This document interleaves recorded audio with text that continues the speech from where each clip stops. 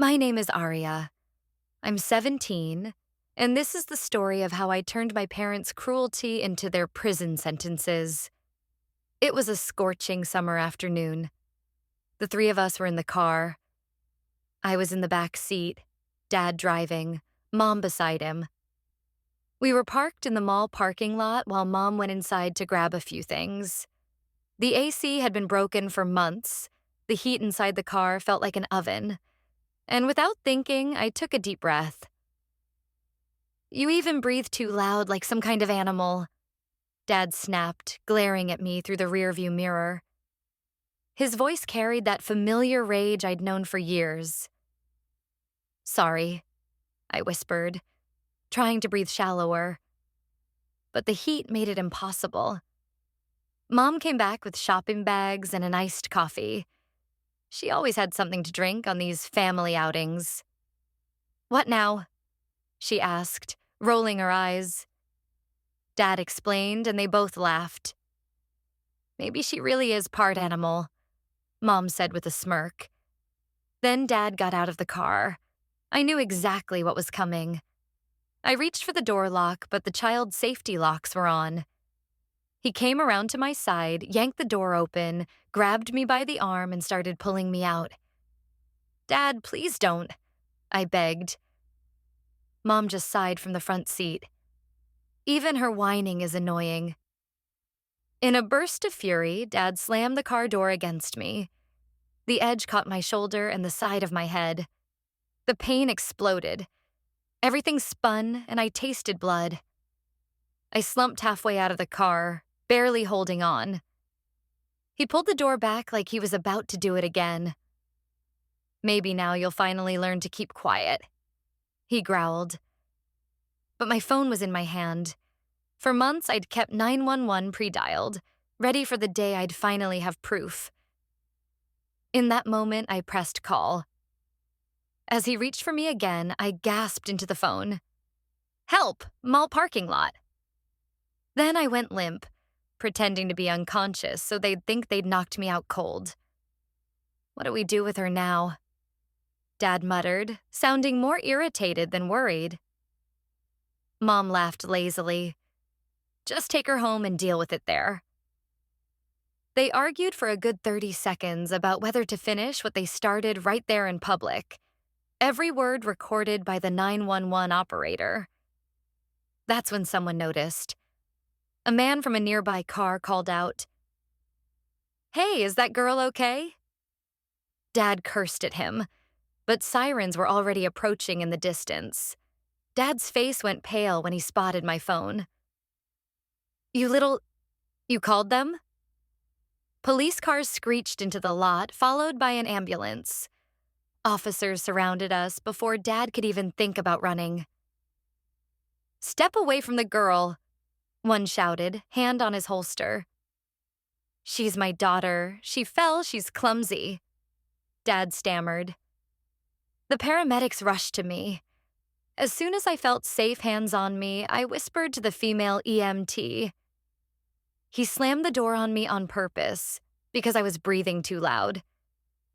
She saw the clear imprint of the door edge on my temple and shoulder, and her expression turned to stone. "We've got you, honey.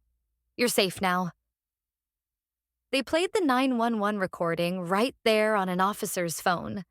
My desperate plea, Dad's cold words about dealing with it, Mom's suggestion to wait until we got home.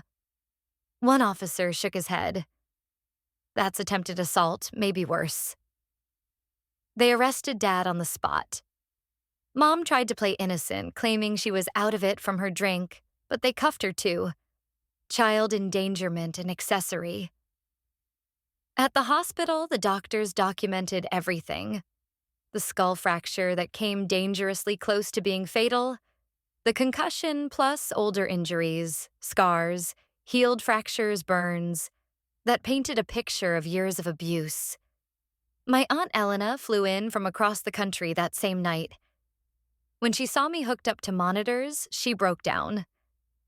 "I suspected something was wrong for years," she said, "but your mom always had excuses and you never told anyone." I was scared no one would believe me, I admitted. Dad owns his own company.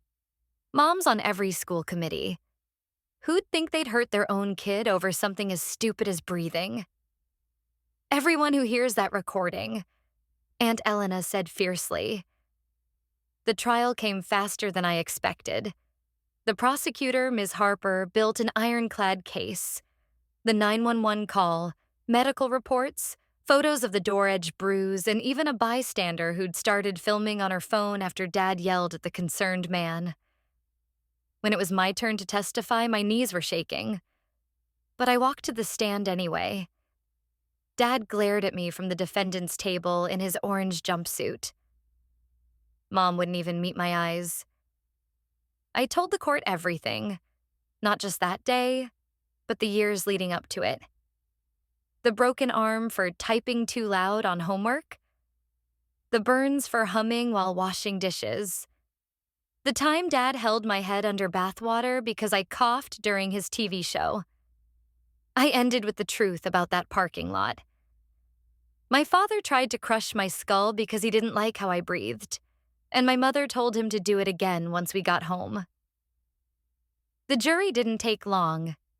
Dad got 22 years for attempted aggravated assault and years of child abuse. Mom got 12 as an accessory and for enabling it all those years. They lost all parental rights, and Dad's business fell apart once the local news ran the story. I moved in with Aunt Elena. She's been there through the physical therapy for my lingering headaches, the nightmares where I still feel that door coming at me, the panic whenever a car door slams too hard. But I'm healing. I breathe as deeply and loudly as I want now. Sometimes I even record myself just breathing. Proof that the sound means I'm alive. The scar along my temple has faded, but I don't cover it. When people ask, I tell them the truth. My father tried to kill me for breathing too loud, but I stayed alive long enough to call for help. These days, I volunteer at a local youth crisis center. When scared kids call, afraid to speak above a whisper, I always tell them the same thing. Keep breathing. Keep your phone ready. Document everything. Your breath isn't too loud. Your life isn't too much. And your voice deserves to be heard. Dad thought he could silence me forever. Instead, he made sure his own words will echo in court recordings every time he tries for parole. I graduated high school last spring as valedictorian. In my speech, I talked about resilience, about using your voice no matter how small it feels.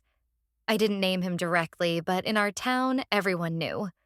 That car door slammed into me when I was 17. Now, at 19, I'm starting college on a full scholarship, studying criminal justice. One day, I want to be the prosecutor who plays those recordings, who fights for every kid who's been told their existence is a burden. Because breathing isn't a crime. It's survival. One breath at a time.